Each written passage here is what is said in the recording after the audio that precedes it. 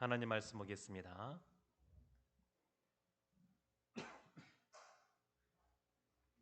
예레미야 50장입니다. 예레미야 50장 21절부터 32절까지의 말씀입니다. 예레미야 50장 21절부터 32절까지의 말씀입니다.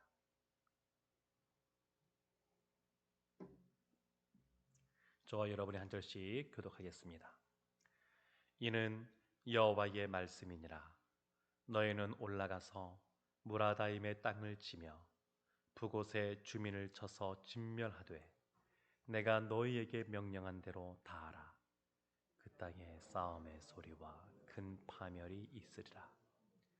온 세계의 망치가 어찌 그리 꺾여 부서졌는고 바벨론이 어찌 그리 나라들 가운데의 황무지가 되었는고 바벨론아, 내가 너를 잡으려고 올무를 놓았더니 내가 깨닫지 못하여 걸렸고 내가 여호와와 싸웠으므로 발각되어 잡혔도다.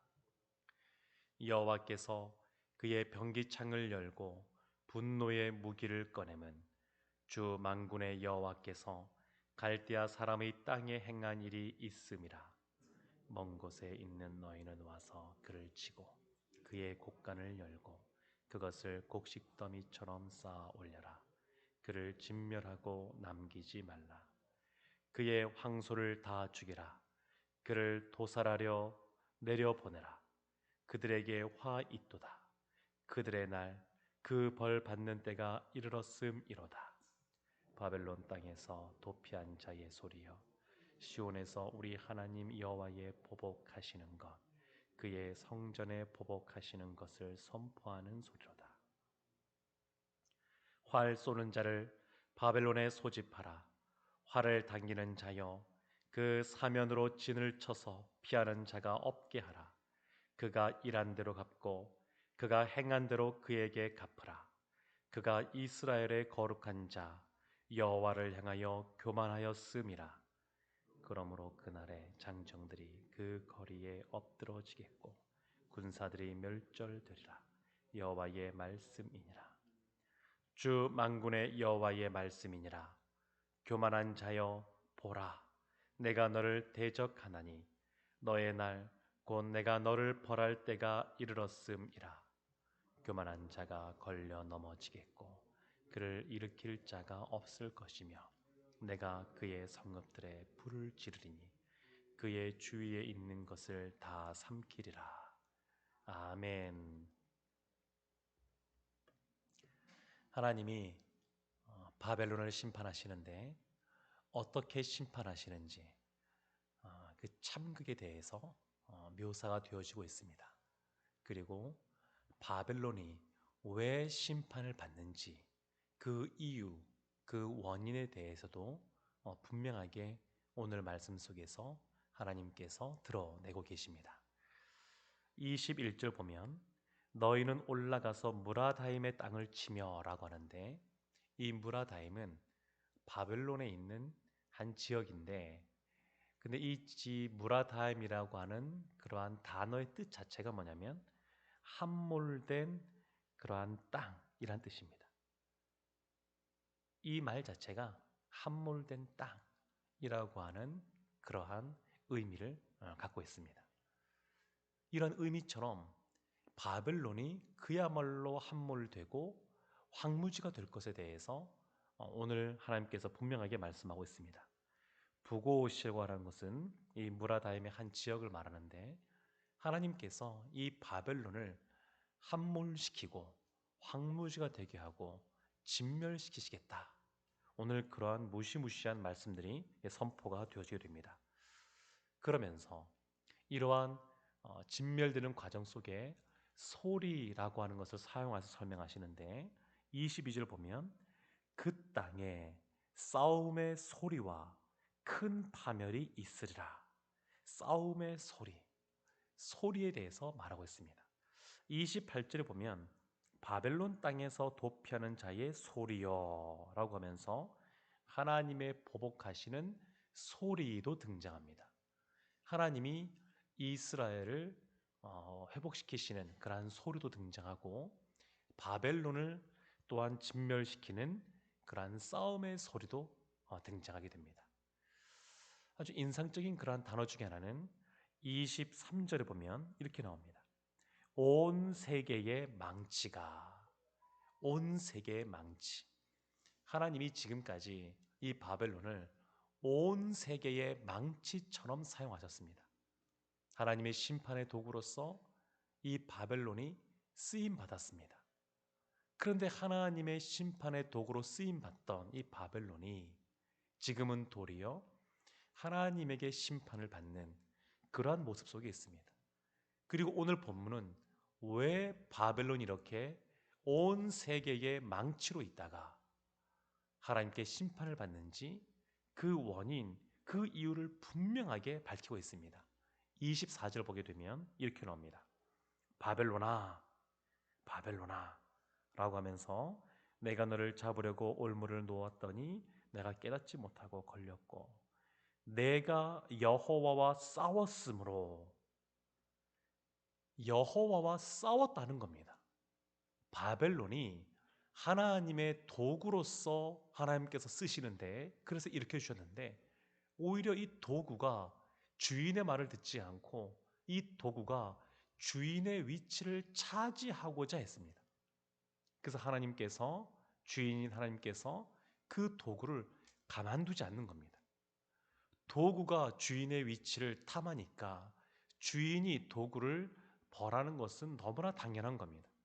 지금 바벨론이 하나님과 싸웠다는 겁니다. 하나님을 싸웠습니다. 하나님을 싸웠다는 것은 어떤 것이냐면 하나님을 경외하지 않는다라고 하는 겁니다. 31절 말씀 보면 이런 말씀이 있습니다.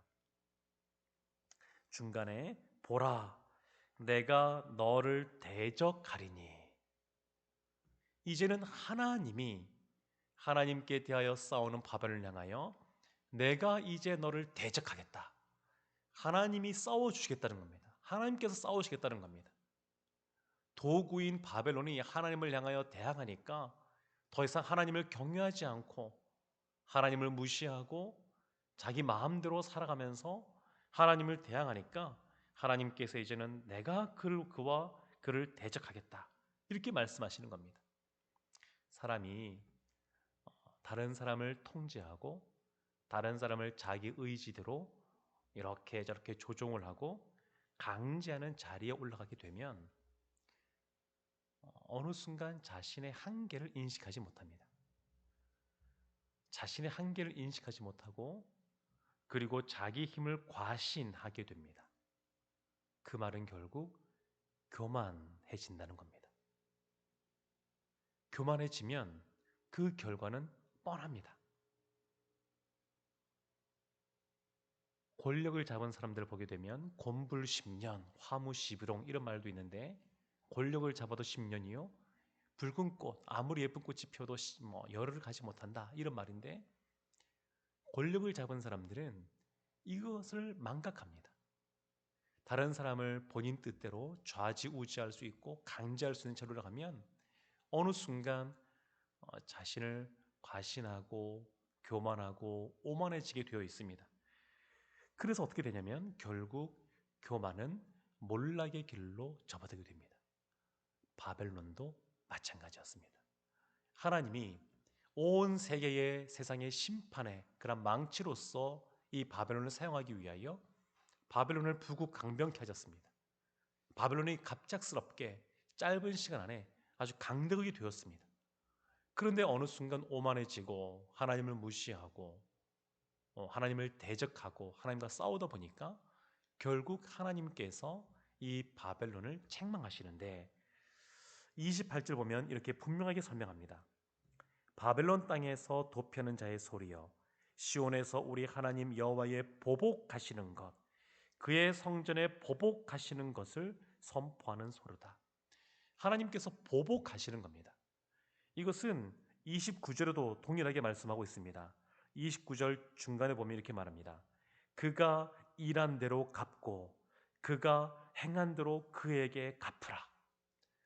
바벨론이 행한 대로, 바벨론이 일한 대로 동일하게 갚아주겠다고 하나님께서 말씀하고 있습니다. 하나님은 공의의 하나님이십니다. 하나님은 공의하님이셔서 이러한 죄악 가운데 거하는 삶을 살 때 거기에 대해서 그냥 넘어가지 않으십니다.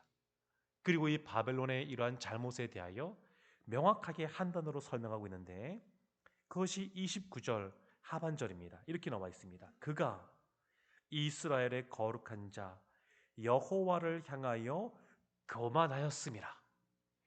교만하였음이라. 명확하게 말합니다.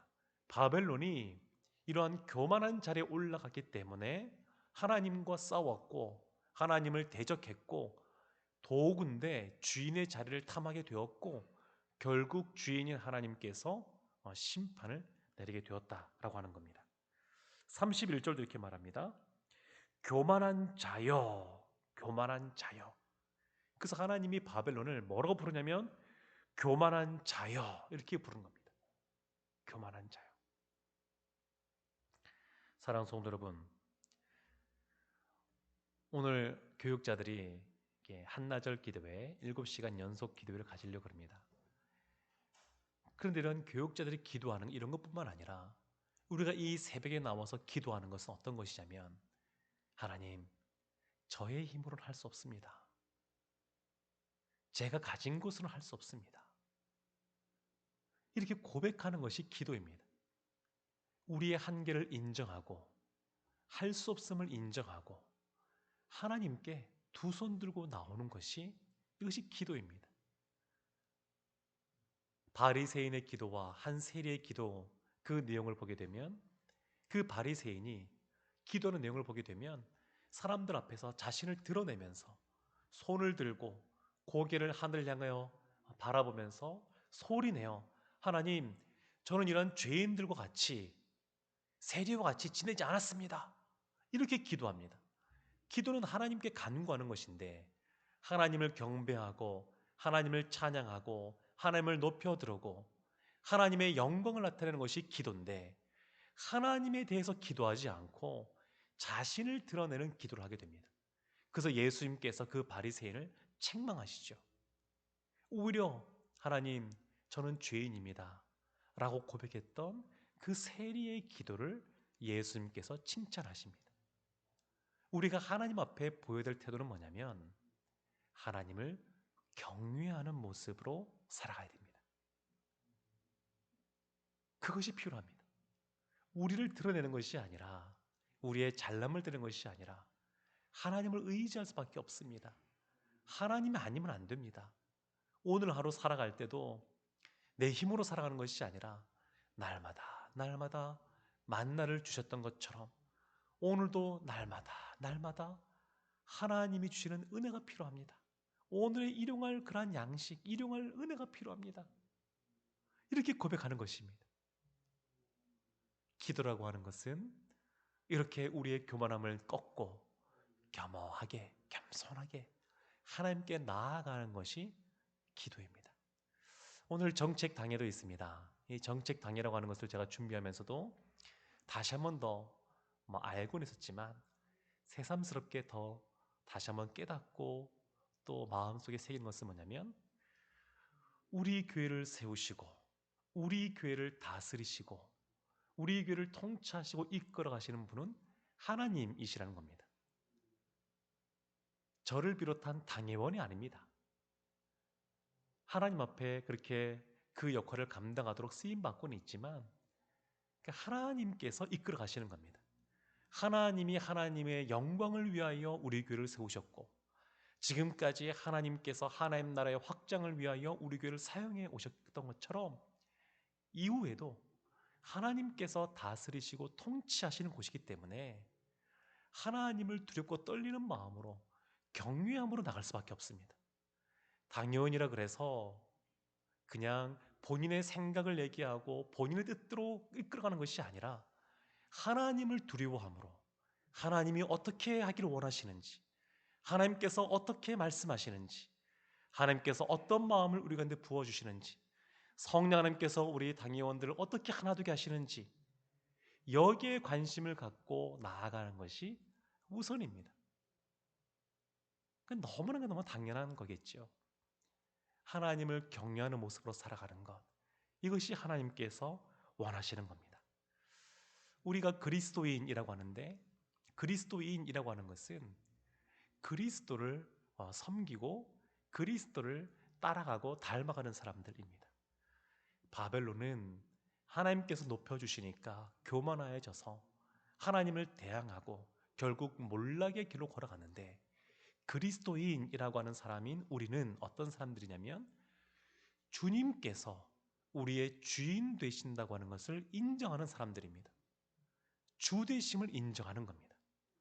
우리가 하나님의 영광을 위하여 살아가는 것처럼 늘 우리의 삶 속에 기준이 있다 그러면 주님이 우리를 다스리시고 통치하신다고 하는 것, 주님이 내 영혼의, 내 삶의 주인이라고 하신다고 하는 것, 이것을 우리가 인정하는 겁니다. 그러니까 어떤 기도 제목도 우리가 이 시간 나와서 간구할 때에 하나님이 우리의 주인 되신다고 하는 것, 선한 목자라고 한다는 것, 내 생각을 뛰어넘어 내가 원하는 방식이 아니어도, 내가 원하는 때가 아니어도 하나님께서는 선한 목자로서 이미 기도할 때 우리의 기도에 응답하시는 분이시고, 그리고 결국 우리를 가장 좋은 길로 인도하시기 때문에 가장 우리에게 맞고 또 유익한, 그렇게 하나님께서 신실하게 응답하실 것을 믿고 나아가는 겁니다. 사랑하는 성도 여러분, 우리가 이 바벨론과 같은 삶을 살지 않으려면 참 늘 깨어 있어야 됩니다. 하나님을 경외하는 모습으로 살기 위해서 어떤 분이 제일 먼저 강조한 것이 있었는데, 그분이 뭘 강조했냐면 회개를 강조했습니다. 하나님을 경외하는 모습으로 어떻게 늘 서갈 수 있느냐. 조이 도순이라고 하는 분이 그렇게 하셨는데, 하나님을 경외하는 마음의 첫 번째는 뭐냐면 우리가 죄인인 것을 인정하고 늘 죄에 대해서 민감하게 반응하며 늘 주님 앞에 회개하는 삶을 살아야 된다, 이렇게 이야기했는데, 진정 그렇습니다. 우리가 어떻게 하나님을 경외하는 모습으로 늘 주님의 주되심을 인정하며 살아갈 수 있느냐? 그것은 주님 앞에 우리를 살펴보는 겁니다. 늘 주님의 말씀을 우리의 기준으로 삼아 성령께서 우리의 심령 속에 밝은 빛을 비춰주실 때에 우리의 가운데 어둠이 있다 그러면, 죄악이 있다 그러면 그것이 드러나고, 그것에 대해서 다시 한 번 더 하나님께 자백과 회개의 기도를 드리고, 하나님께서 다시 한 번 더 우리의 영혼을 깨끗하게 정결하게 이렇게 씻어주시고 회복해 주신 걸 통하여서 늘 하나님과 동행하는 그러한 경외하는 삶을 살 줄로 믿습니다. 사랑하는 성도 여러분, 오늘 말씀을 찬찬히 보게 되면 또 동일하게 이 바벨론의 심판과, 그리고 28절 나온 것처럼 중간에 이스라엘의 회복에 대해서 동일하게 또한 그 말씀이 나오는 것을 볼 수 있습니다. 그리고 바벨론의 이 심판의 장면은 찬찬히 보게 되면 참 참혹한 일입니다. 참극을 당하고 있습니다. 우리는 바벨론과 같이 하나님이 높여주셨는데 마치 나의 힘으로, 나의 잘남으로 된 것처럼 자극하지 않고, 하나님이 우리의 주인이라는 것을 인정하고 겸허하게 주님의 주되심을 인정하고 나아가는 하나님의 사람들 다 되시기를 주님의 이름으로 축원합니다. 아멘. 기도하겠습니다. 하나님, 예레미야 50장, 51장 계속해서 바벨론이라고 하는 이 대제국의 심판과 그것과 맞물려 이스라엘의 회복에 대해서 선포되는 말씀을 듣습니다. 하나님, 오래전에 있었던 그러한 과거의 사건으로 듣는 것이 아니라 오늘 하나님이 우리에게 들려주시는 그러한 말씀이라는 것을 인정하고 늘 하나님 앞에 하나님을 경외하는 모습으로 서가는 저희들 되게 하여 주옵소서. 이 열강들이 일어서고 무너지는 걸 통하여 하나님이 역사의 주관자 되심을 저희가 깨달을 뿐만 아니라 결국 이것을 통하여 하나님이 우리를 하나님의 사람으로 변화시키시고 성장시키기 원하시는 것을 저희가 믿사오니 늘 이러한 말씀을 대할 때마다 늘 하나님 앞에 믿음으로 반응할 수 있는 우리 모두가 되게 하여 주옵소서. 오늘 한 날도 하나님을 경외하는 모습으로 살아감으로 말미암아 하나님의 우리의 인생을 책임져 주시고 우리를 보호해 주시고 오늘 필요한 하나님의 일용할 그러한 은혜를 받아 누리게 하여 주시옵소서. 예수님의 이름으로 기도합니다.